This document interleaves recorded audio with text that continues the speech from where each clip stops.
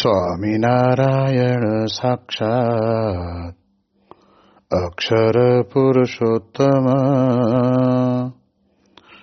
સર્વેભ્યઃ પરમં શાંતિમ આનંદમ સુખમર્પયેત. શ્રી સ્વામિનારાયણ ભગવાનની જય. શ્રી અક્ષર પુરુષોત્તમ મહારાજની જય. શ્રી ગુણાતીતાનંદ સ્વામી મહારાજની જય. શ્રી પ્રમુખ સ્વામી મહારાજની જય. શ્રી મહંત સ્વામી મહારાજની જય. પ્રગટ ગુરુ હરિ પરમ પૂજ્ય મહંત સ્વામી મહારાજની આજ્ઞા અને આશીર્વાદથી આપણે બધાય નિત્ય પ્રાતઃ કથાનો લાભ લઈ રહ્યા છીએ. આજે આપણા માટે ફેબ્રુઆરી મહિનાની 12મી તારીખ અને બુધવારનો પરમ પવિત્ર દિવસ છે અને 1454મી સભા થાય છે. અને કહત હૈ સહજાનંદ એ વિષય ઉપર 1105મો દિવસ થાય છે. આજે ભારતીય કેલેન્ડરની અંદર આપણે જાણીએ એ પ્રમાણે માઘ મહિનાની મહા મહિનાની પૂનમ છે, જેને આપણે બીજા અર્થની અંદર માઘી પૂર્ણિમા પણ કહેવામાં આવે છે. શિયાળાની કડકડતી ઋતુની અંદર પણ આપણે જાણીએ એ પ્રમાણે માઘ સ્નાનનો પણ બહુ મહિમા હોય છે. એટલે વર્ષો પહેલાની વાતોને આપણે જાણીએ તો માઘ મહિનાના રાત્રિના સમયની અંદર માટીના પણ ભરેલા પાણીના માટલા અગાશીની અંદર મૂક્યા હોય અને એ રાત્રિના સમયની અંદર શીતળ વાતાવરણની અસર એ માટીમાંથી બનેલા માટલામાં રહેલા પાણી ઉપર પડતી હોય છે. એવા પવિત્ર માટલામાં રહેલા પાણી વડે કરીને સવારની અંદર દરેક વ્યક્તિને પોતાના જીવનની અંદર આ પ્રમાણે કહેવાય છે કે સ્નાન એ કરતા હોતા હોય છે. હજુ રાજકોટ ગુરુકુળની અંદર ઘણા બધા વિદ્યાર્થીઓને માઘી સ્નાન પણ કરાવે છે. અને આપણે જાણીએ એ પ્રમાણે મહા મહિનાની પૂર્ણિમા એટલે આપણે જેમ વસંત પંચમીનો મહિમા સમજ્યા એવો જ મહિમા મહા મહિનાની પૂર્ણિમાનો પણ છે. કારણ કે આપણે જાણીએ છીએ એ પ્રમાણે અક્ષર પૂર્ણિમા એવું પણ આપણે બધાએ સમજીએ છીએ. તો એવા પવિત્ર દિવસોની અંદર આપણે આગળ કથાનો પ્રારંભ કરીએ તો આપણને એવું કહેવાય છે કે ભગવાનનો પરિપક્વ નિશ્ચય હોય તેને કેવી જાતના સંકલ્પ થાય. આ કેટલો અદ્ભુત પ્રશ્ન પૂછાયો છે અને પછી મહારાજ એનો જવાબ પણ આપે છે કે જેને પરિપક્વ નિશ્ચય હોય તેને તો મનમાં એમ રહે જે મારે સર્વે પ્રાપ્તિ થઈ રહી છે અને જ્યાં પ્રત્યક્ષ ભગવાન રહ્યા છે ત્યાં જ પરમધામ છે. ગઈકાલના દિવસની અંદર આ ભગવાન સ્વામિનારાયણના અમૃત વચન ઉપર આપણે થોડો ઘણો વિચાર કર્યો હતો. શબ્દને સમજવાનો પ્રયત્ન કરીએ તો આપણને કહે છે ભગવાન માત્ર શબ્દ વાપરતા નથી, પણ જ્યાં પ્રત્યક્ષ ભગવાન રહ્યા છે ત્યાં જ પરમધામ છે.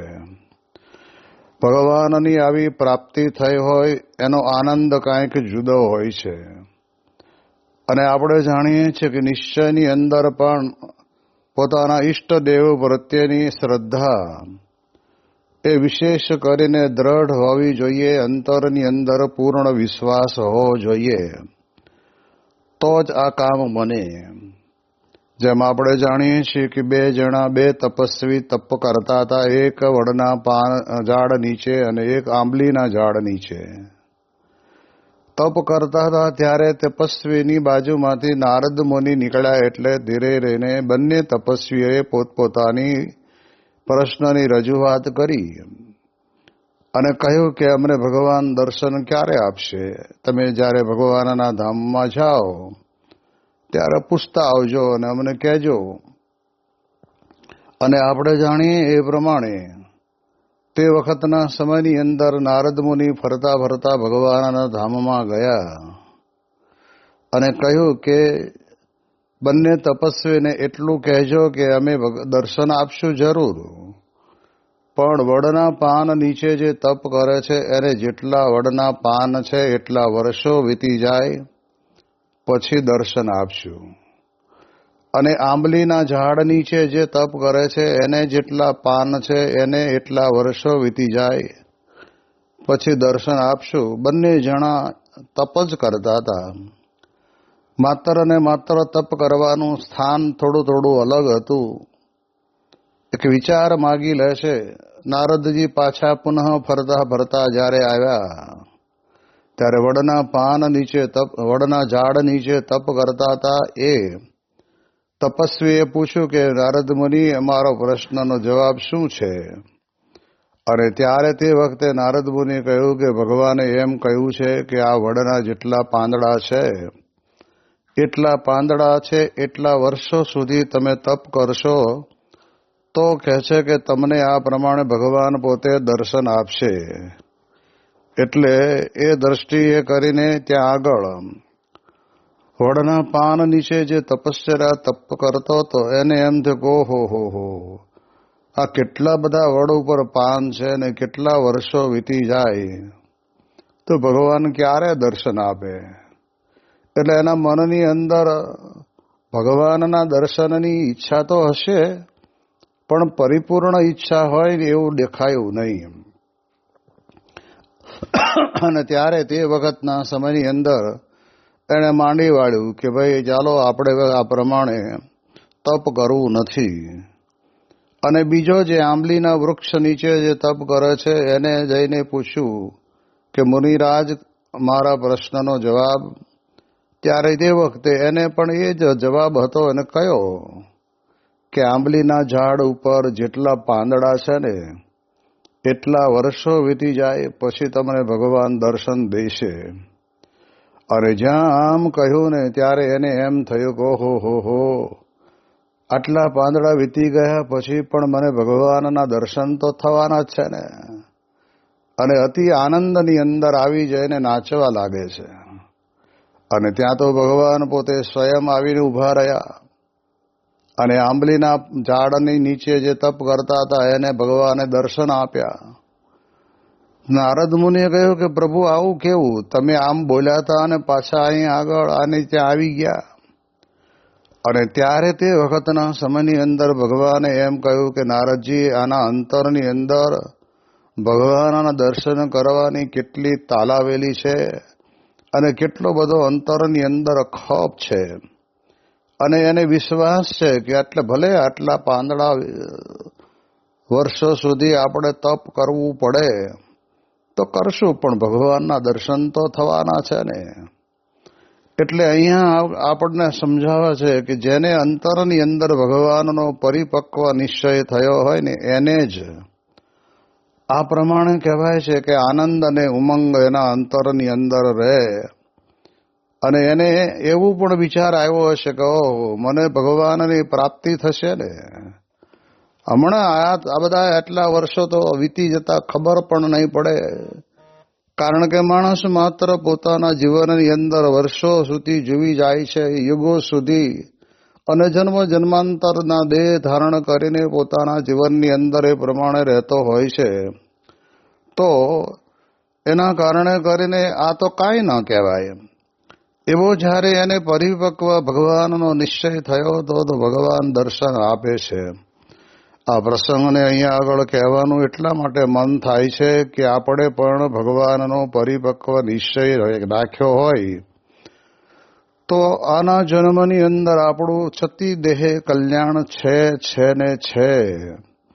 મહારાજે પ્રથમના 9મા વચનામૃતની અંદર કહ્યું છે કે પ્રત્યક્ષ ભગવાનના દર્શન ઈચ્છતો હોય તો પણ કહે છે કે પોતાના અંતરની અંદર પૂર્ણ કામપણું ન મનાય અને પોતાને એમ રહે કે મારું કલ્યાણ ક્યારે થશે, તો યાદ રાખીએ કે એના જીવનની અંદર એને પરિપક્વ નિશ્ચય થયો કહેવાય નહીં.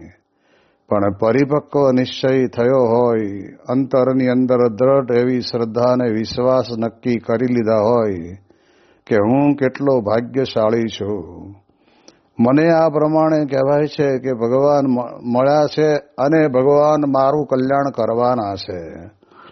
યોગીજી મહારાજ પોતે વાત કરીને કહેતા ને કે જેમ ભાવનગરની અંદર મીટિંગ ભરાણી હતી અને તે વખતના સમયની અંદર ત્યાં બધાને હોકાચલમ પાવામાં આવે તો પહેલી ફૂંક છે ને એ ભાવનગર નરેશ પોતે લે અને પછી વારા પરથી જેમ જેમ જેટલા ગામના દરબારો રાજાઓ બધા ભેગા થયા હોય એમને બધાને વારા ફરતી મળે એમ હાટીના માળિયાનો એક ગરાસિયા એ પોતાને જ્યારે છેલ્લી ફૂંક મળીને ત્યારે એને કાંટો ચડી ગયો.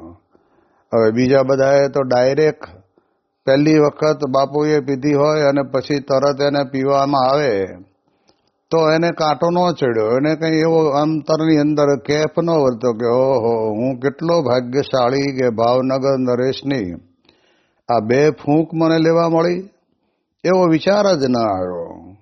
એટલે એ દ્રષ્ટાંતની અંદર આપણે જરા ડોકિયું કરીને જોઈએ તો આપણને ખબર પડે કે એની અંદર એને જેમ છે એમ પરિપક્વ નિશ્ચય અને મહિમા સમજાયો નથી. જ્યારે હાટીના માળિયાને તો 2 ફૂંક મળીને તો એવો જબરજસ્ત કેફમાં ચડી ગયો, જે કાંટો ચડ્યો તો ગામની અંદર તો ફૂલ્યો ફરે અને કોકે પૂછ્યું ભાઈ શું છે? અરે ભાવનગર નરેશ 18 ગામના ધણી એના હોકાની 2 ફૂંક મને મળી અને એના કારણે કરીને કેફમાં આવી ગયો. સ્વામી કે એમ જેમ એને હોકાના 2 ફૂંકની કેફ ચડી ગયો એમ સ્વામી કે આપણને ભગવાન નિશ્ચય મળ્યા છે અને જેને મળ્યા છે ને એ વાત કરે છે, બીજા કોઈ વાત કરતા નથી. જે ભગવાન સ્વયં પુરુષોત્તમ નારાયણ આ પૃથ્વી ઉપર પ્રગટ થયા એ જ પોતે આપણને વાત કરીને કહે છે કે જેને પરિપક્વ નિશ્ચય થયો હોય એને જીવનની અંદર એક જ વિચાર રહે કે મારે તો સર્વ પ્રાપ્તિ થઈ રહી છે, મારે હવે કાંઈ બીજું આ લોક જગતનું મેળવવાનું રહ્યું નથી. જે મારે મેળવવાનું હતું એ મને મળી ગયું, કારણ કે આ લોકનું તો કોઈ લઈને આવ્યું નથી અને કોઈને લઈ જવાનું નથી.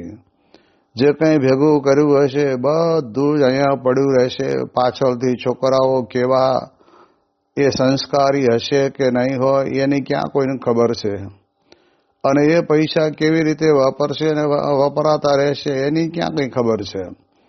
એટલે જે મળ્યું છે એના અંતરની અંદર આનંદમાં રહેવું. એમ સ્વામી કે આપણે પણ આપણા અંતરની અંદર આ જ વિચાર કરવો કે મને પ્રત્યક્ષ ભગવાન મળ્યા છે અને મને એની પ્રાપ્તિ થઈ છે. મારે ફરવા જવું પડે એવું નથી, ગોતવા જવું પડે એવું નથી. ગુણાતીતાનંદ સ્વામીએ પોતાની વાતની અંદર લખ્યું છે ને કે પહેલાના સમયની અંદર તો મુમુક્ષુ હોય એ ભગવાનને ગોતવા માટે નીકળતા, જેને ખોળવા માટે નીકળતા.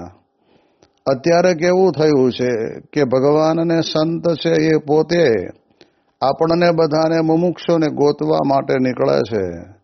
આજે બ્રહ્મ સ્વરૂપ યોગીજી મહારાજ અને બ્રહ્મ સ્વરૂપ પ્રમુખ સ્વામી મહારાજ અને વર્તમાન કાળે મહંત સ્વામી મહારાજનું જે વિચરણ છે એ વિચરણ કંઈ દેશ દુનિયાની અંદર રહેલી સાહેબી જોવા માટે કે એના રોડ રસ્તા કે ટેલિકમ્યુનિકેશન જોવા માટે નહીં. એ મોટા બંગલાઓ અને મોટા માળ 110 માળના ફ્લેટ જોવા માટે નથી ગયા. એ તો કેમે કરીને પણ એમના યોગની અંદર આવે અને મુમુક્ષુને ભગવાનના સંબંધની અંદર પમાડી દે. અને જો ગયા હોય તો આપણને ખબર પડે, કારણ કે આપણે જાણીએ છીએ કે જેટલી વાર પ્રમુખ સ્વામી મહારાજ જે તે પ્રદેશની અંદર ગયા છે તે પ્રદેશની અંદર મુમુક્ષુનું કલ્યાણ કેમ થાય એનો જ એક વિચાર લઈને નીકળ્યા છે. એમની ધર્મ યાત્રા કહેવાતી હતી. જેમ મહાભારતના યુદ્ધને ધર્મયુદ્ધ કહેવાતું હતું એમ અહીંયા આગળ આ ધર્મયાત્રા. આપણે જાણીએ છીએ કે વેસ્ટ ઇન્ડિઝની અંદર પ્રમુખ સ્વામી મહારાજ પોતે પધાર્યા અને ત્યારે તે વખતના સમયની અંદર બહુ થોડા દિવસો જ ત્યાં રોકાયા હતા. પણ ત્યાં આગળ આવા ભગવા વસ્ત્રધારી સંતોનું આવવું જવું બહુ ઓછું હશે અને એમાં સ્વામીશ્રી પોતે પધાર્યા. એ તો ચમકનો પહાડ કહેવાય. ભગવાનને અખંડ ધારણ કરીને વિચરે પરમ શુદ્ધ હૃદયના પુરુષ કહેવાય. અને એ પ્રમુખ સ્વામી મહારાજના આગમનના કારણે કરીને કેટલાક પત્રકારો પોતે ત્યાં આગળ પ્રમુખ સ્વામી મહારાજને પ્રશ્ન પૂછે છે આવીને કે તમને અમારો દેશ કેવો લાગ્યો.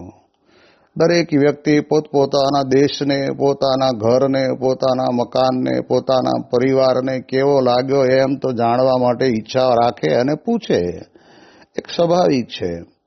અને તે વખતે એમણે પ્રશ્ન પૂછ્યો અને ત્યારે પ્રમુખ સ્વામી મહારાજ કંઈ વેસ્ટ ઇન્ડિઝની સારામાં સારી જોવાલાયક, ફરવાલાયક એવી કોઈ જગ્યાએ જઈને આંટો મારી આવ્યા હોય એવું તો હતું નહીં. સત્સંગીના ઘરે જે કંઈ હશે ગુણભાવી એને ઘરે ઉતારો રાખ્યો હશે, ત્યાં રહ્યા હશે.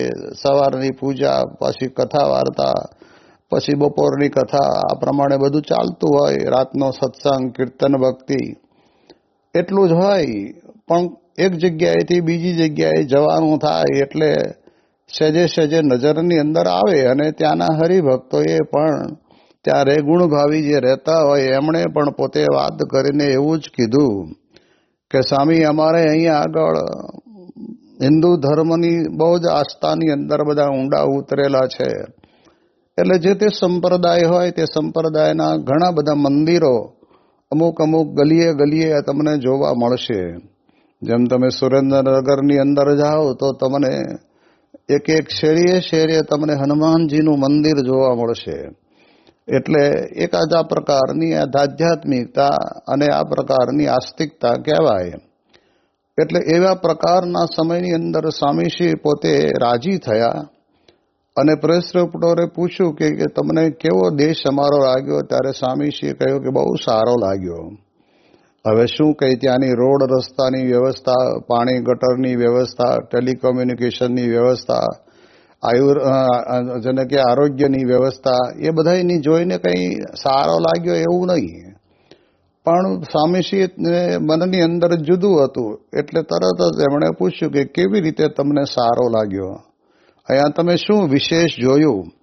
અને ત્યારે તે વખતના સમયની અંદર પ્રમુખ સ્વામી મહારાજે કહ્યું કે અહીંયા અમે એક એક સ્ટ્રીટ ઉપર એટલે કે શેરીએ શેરીએ, ગલીએ ગલીએ ભગવાનના હિન્દુ મંદિરો છે ને એ મંદિરોથી અમને બહુ અભિભૂત થયા છે અને આનંદ થયો કે આ દેશ સારો કહેવાય, જેના અંતરની અંદર સંપૂર્ણપણે ભગવાન જ રહ્યા છે અને ભગવાન જોવાની દ્રષ્ટિ છે.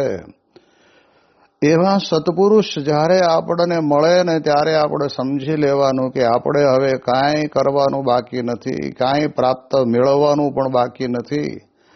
આપણને જે મેળવવાનું છે મળી ગયું છે, આવો વિચાર આપણા અંતરની અંદર આવે. અને આ પુરુષો પોતે જાય છે તો મુમુક્ષુને ખોળવા માટે. જ્યાં જ્યાં જાય ત્યાં ત્યાં એવા મુમુક્ષુ પડ્યા હોય એને જરૂર એ સત્પુરુષનો સંગ થાય એટલે એના અંતરની અંદર એ પરિશુદ્ધતા અને અંતરની અંદર ભગવાનની વિશેની આસ્થા અને શ્રદ્ધા જાગે. એટલે ગુણાતીતાનંદ સ્વામી કહે છે કે અત્યારે તો ભગવાન અને સંત મુમુક્ષોને ખોળવા નીકળે છે. આપણે વાત એ કરીએ છીએ કે ભગવાન કેવા દયાળુ છે, સત્પુરુષ કેવા દયાળુ છે. પોતે કેટલો બધો રાત દિવસનો દાખલો સહન કરીને 1977ની સાલની અંદર જ્યારે પ્રમુખ સ્વામી મહારાજ અમેરિકાના વિચરણની અંદર જોડાયા ત્યારે બધી જ જગ્યાએ આ છેડેથી પેલા છેડે સુધી બાય કાર જ બધું ટ્રાવેલિંગ કરી અને વચમાં જેટલા નાના મોટા સિટી આવે, એકાદ બે હરિભક્તોના ઘર આવે, એ બધી જગ્યાએ રાત હોય કે દિવસ હોય એ એમણે જોયું નથી. પણ તે મુમુક્ષુના ઘરે જઈને એને સૂતેલા હોય એટલે કહેતા કે સત્સંગમાં થોડો નબળાઈ આવી ગઈ હોય અને આળસને જેને નિદ્રા પોતાના જીવનની અંદર જેમ માણસને ઊભો થવા દેતો નથી, એમ કંઈક એવું બની ગયું હોય તો એને પ્રમુખ સ્વામી મહારાજ હિતના 2 વચનો કહીને એ પ્રમાણે સ્વામીશ્રી પોતે જગાડે. અમેરિકાની અંદર એક જગ્યાએ સ્વામી પોતે ઉતર્યા પછી એક હરિભક્તના દીકરાની તપાસ કરતા હતા અને તપાસ કરતા હતા કે અહીંયા છે, ક્યાં છે, અહીંયા છે, ક્યાં છે. જ્યાં જાય ત્યાં તપાસ કરાવરાવે અને એમ કરતા કરતા એક જગ્યાએથી વળી ફોનમાં ભેટો થઈ ગયો અને સ્વામી બાપાએ એને કહ્યું કે તું અહીંયા અમને આવીને મળી જા. તો જેટલા જગ્યાએ ગયા ત્યાં બધી જગ્યાએ એક જ યુવક માટે થઈને આટલી બધી જબરજસ્ત સ્વામીશ્રીએ પોતે ત્યાં આગળ એ યાદ કરીને ફોન કરીને મળવા માટે આવે એની તજવીજ કરી.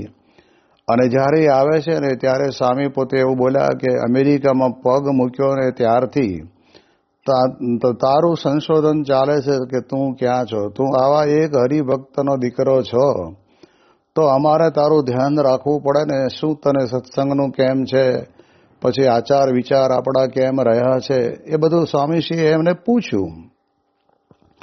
તો એના કારણે કરીને આપણે જાણીએ કે મોટા પુરુષ પોતે આવી રીતે મુમુક્ષોને ઢંઢોળીને જગાડે છે. અને એટલે જ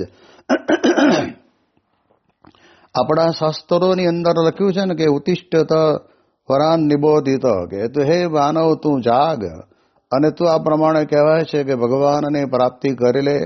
અત્યારે આપણે કેવો યોગ પ્રાપ્ત થયો છે, જે યોગીજી મહારાજ પોતે વાત કરતા રહે કે વરસાદને પડવાનો સમય હોય અને એવા સમયની અંદર ડેટકાને જમીનમાંથી બહાર નીકળવું હોય અને એવો સમય જ્યારે આવ્યો હોય ત્યારે કેટલી તક બાજી જાય. એમ આપણે પણ અત્યારે આ યુગની અંદર જ્યારે મનુષ્યનો દેહ આપણને પ્રાપ્ત થયો છે, અત્યારે આપણે જાણીએ છીએ કે નાના શિશુઓ હજી તો જન્મ્યા હોય, 2 મહિના થયા હોય અને નજીકથી આમ ભલે સ્વામી કાચની કેબિનમાં બેઠા હોય પણ ત્યાં આગળ એ બાળકને આમ ઊભો કરીને સ્વામીની અને એની 4 આંખો ભેગી કરાવે. એટલામાં તો કેટલા બધા સંસ્કાર પડી જાય કે 90+ કહેવાય છે કે એ આગળ વધી ગયો. ભવિષ્યની અંદર એના જીવનની અંદર સત્સંગ રંગે ચંગે કરીને જામતો જશે. એવા કેટલા બધા બાળકોને ત્યાં જેને કહેવાય કે એટલાન્ટાની અંદર જ્યારે શિબિર થઈ અને ત્યારે શિબિરની અંદર ત્યાં આગળ સંતોએ પ્રવક્તાઓએ પૂછ્યું કે આમાં કેટલા એવા બાળકો છે કે જેનું નામ પ્રમુખ સ્વામી મહારાજે પાડ્યું હોય. ત્યારે આપણે તો સમજી શકીએ છીએ કે જે દીકરીઓ હોય એના તો નામ સ્વામીશ્રી પાડતા નથી, પણ જે બાળકો હોય એ બાળકોના નામ જે પાડ્યા હોય તો મોટા ભાગના બાળકોને આંગળી ઊંચી થઈ, કારણ કે એને એટલી તો ખબર પડે. અને એને પૂછે ને તો એને પપ્પાને કે એના મમ્મીને પૂછ્યું હોય એણે કે મારું નામ કોણે પાડ્યું. કોકનું નામ નીલકંઠ હોય, કોકનું નામ હરિ હોય, કોકનું નામ અક્ષર હોય, કોકનું નામ યોગી હોય. આ પ્રમાણે જે કંઈ નામ સ્વામીશ્રીએ પાડ્યા હોય તો એ 8000 જેટલા બાળ બાલિકાની બહુ મોટી વિશાળ સભા હતી. એમાં લગભગ બાળકોના ઘણા ખરાના નામ સ્વામીશ્રીએ પાડ્યા હોય. ત્યારે હવે જેનું નામ શરીરનું નામ જેણે પાડ્યું હોય એવા સત્પુરુષને કેવી કરુણા ને કેવી કૃપા કહેવાય. તો આ સ્વામી કહે છે ને કે જે પરિપક્વ નિશ્ચય થયો હોય એને આવા ભગવાન અને સંતની પ્રાપ્તિ થઈ છે એનો કેપ અંતરની અંદર રહે. પછી બીજો પ્રશ્ન પૂછવામાં આવ્યો કે કેટલાક એવા બાળકો અને કિશોરો અંદર હતા, તો એમને પૂછવામાં આવ્યું કે તમારા ભણતરની અંદર, તમારા જીવનની અંદર પ્રમુખ સ્વામી મહારાજનું તમને માર્ગદર્શન મળ્યું હોય એવા કેટલા, એમાં પણ ઘણા બધા ખરાને આંગળીઓ ઊંચી થઈ. ત્યારે આપણને ખબર પડે કે આમ સામાન્ય રીતે તો બાપા પોતે વિચરણ કરી અને 4 મહિને 6 મહિને કે 8 મહિને પાછા દેશમાં આવી જાય, પણ બહુ મોટું વિરાટ કાર્ય કરી આવે છે. કારણ કે ગુણાતીતાનંદ સ્વામી પોતે બોલ્યા ને કે આજ તો ભગવાનના અખંડ ધારક સંત છે, એ પૃથ્વી ઉપર જ્યાં જ્યાં રહેલા બાળકો, જ્યાં જ્યાં રહેલા મુમુક્ષુઓને એ પોતે દિવ્ય દ્રષ્ટિદાન આપીને શોધીને એને સત્સંગના રંગે રંગી નાખે છે. અને એટલે જ આજે આપણે જોઈએ કે અમેરિકા, આફ્રિકા, લંડન કે પછી આ બાજુ ઓસ્ટ્રેલિયા કે પછી અબુધાબી કે દુબઈ જેવા દેશોની અંદર જે યુવાનો સત્સંગ રાખી રહ્યા છે, એના મૂળ પાયાની અંદર કારણ કોઈ હોય તો કારણ એટલું જ કારણ કે જેના કારણે કરીને તે વખતના સમયની અંદર સત્પુરુષે પોતે એમને એવું પોષણ આપ્યું હોય. કેટલાક બાળકો તો એવા ભાગ્યશાળી હોય છે ને, હજી બહુ નાનો હોય અને રૂમાલની અંદર લઈ આવ્યા હોય અને બાપાના ચરણારવિંદ પાસે એને બેસાડ્યો હોય. બાળક પણ એટલો મુમુક્ષુતા ભર્યો હોય કે નાનો છે પણ બીજાને કોઈને જોવે તો કે રડે નહીં. એ પોતે પોતાની આમ જેને કહેવાય ને કે હાથ અને શરીરને હલાવ્યા કરતો હોય અને ત્યારે સ્વામીશ્રી પોતે એને આંગળી આપે તો એ આંગળી લઈને પ્રમુખ સ્વામી મહારાજની આંગળી પોતાના મોઢાની અંદર લઈ અને જાણે સ્તનપાન કરીને દૂધને પ્રાપ્ત કરતો હોય એના કરતાં પણ એને વધારે આનંદ થતો હોય. એવા ઘણા બધા બાળકો જે છે કે જે બાળકો આ પ્રમાણે પરમ સૌભાગ્યના ભાગીદારી બન્યા છે. તો મોટા પુરુષ આ પ્રમાણે આપણે જાણીએ એ પ્રમાણે કહેવાય છે કે મુમુક્ષુને ખોળવા માટે થઈને આ પ્રમાણે કહેવાય છે કે વિચરણ કરે છે. એટલે આપણને આવા સત્પુરુષની જ્યારે પ્રાપ્તિ થઈ છે ત્યારે આપણે જીવનની અંદર હવે આપણે કાંઈ કરવાનું બાકી રહેતું નથી. જે કંઈ કરીએ, દાખલા તરીકે 12 મહિનાની 24 એકાદશીઓ કરીએ, પછી શ્રીહરિ જયંતીને જન્માષ્ટમીનો ઉપવાસ કરીએ, અથવા તો પછી જે કંઈ નાની મોટી માળા, પ્રદક્ષિણા કે વાંચન જે કંઈ કરીએ, એ બધું જ આપણા જીવનની અંદર આપણે આત્મકલ્યાણ માટે સત્પુરુષની સાથે જોડાયેલા છીએ. એ જોડાણની અંદર આપણી પરિપક્વતા આવે અને ભગવાનનો યથાર્થ નિશ્ચય આપણને રહે કે મારે કોઈ ચિંતા નથી. ભલે જે તે સમયની અંદર આ કોરોના કાળની અંદર પણ ઘણા બધા એ પ્રમાણે કહેવાય છે કે એની આયુષ્ય પૂરી થવાની આવી છે અને ભગવાનના ધામને વિશે ગયા. તો એ ધામમાં ગયા તો ખરા, કંઈ કર્મવશ થઈને પરાણે માનવાનું હોય એવું નહીં. બાપાને વાત કરે કે બાપા આ પ્રમાણે અમારે એક જ ઘરની અંદરથી 2 ભાઈઓ થોડા દિવસોની અંદર કોરોનામાં ધામમાં ગયા. ત્યારે સ્વામી કે તમે ચિંતા ન કરો, ભગવાનના ધામમાં જ બેઠા છે. એટલું જ્યારે વાક્ય બોલે ને અને એના ઉપરથી હરિભક્તને પોતાને અંતરની અંદર દ્રઢતાથી મનાઈ જાય કે નક્કી મોટા પુરુષ પોતે બોલે છે. એ કંઈ આપણને છોકરાને ચોકલેટ આપી અને લલીપોપો આપીને રમાડવા માટે બોલે છે એવું નથી. મોટા પુરુષ જ્યારે બોલે છે ત્યારે જો માનો કે કદાચ સંજોગો વસાત ક્યાંય કોઈક જગ્યાએ એ અંત સમયે એની ઈચ્છા અને વાસના રહી ગઈ હોય અને બીજે જવાનું થતું હોય, પણ સ્વામીશ્રી પોતે બોલે એટલે એ રસ્તો બદલાઈ જાય અને સીધો જ એને અક્ષરધામની વાટ એને પ્રાપ્ત થાય. આ આપણા સંપ્રદાયની અંદર પ્રગટ સત્પુરુષ થકી આપણને જે આ પ્રમાણે ભગવાનને પ્રાપ્તિ થઈ છે એનો એક બહુ દિવ્ય અનુભવ છે અને એ જ અનુભવથી જ આપણે આપણા જીવનની અંદર આપણે આનંદ રહે છે. એટલે એ દ્રષ્ટિએ કરીને સ્વામી કહે છે કે આપણે બધાએ અંતરની અંદર વિચાર કરવાનો કે આવા સત્પુરુષ છે એ કંઈ વિદેશની ધરતી ઉપર વિશેષ કરીને કંઈ ફરવાલાયક સ્થળોની અંદર જતા નથી, પણ ત્યાં જઈને પણ એમણે સંકલ્પ કેવો કર્યો. જેમ આપણે જાણીએ છીએ કે અબુધાબીની અંદર મંદિર માટેનો સંકલ્પ બેઠા હતા કોઈક બીજા રણની અંદર, અને રણની અંદર બેઠા બેઠા સ્વામીશ્રીએ પોતે આધ્યાત્મિક તેની સરોવરની જેને કહેવાય ને કે સરવણી વહેતી રહે એના માટે કેવો સંકલ્પ કર્યો. નહીતર હવે રણની અંદર ગયા હોય તો એ રેતીના ઢગલા ઉપર આનંદ કિલોલ કરી લઈએ અને સાથે કંઈક નાસ્તો લઈ ગયા હોય તો નાસ્તો કરીએ અને ઘડીક હસી મજાક કરીને આપણે આનંદ પ્રાપ્ત કરી લઈએ. આવો વિચાર આપણને આવે. પણ તે વખતે 1997ની સાલની અંદર પ્રમુખ સ્વામી મહારાજ પોતે સંકલ્પ કરે કે અબુધાબીની અંદર મંદિર કરવું છે. આ ભાઈ આ એક એમનો સંકલ્પ કેટલું વિરાટ કાર્ય કરી ગયું જે આપણી કલ્પનામાં પણ આપણને આવે એવું નથી.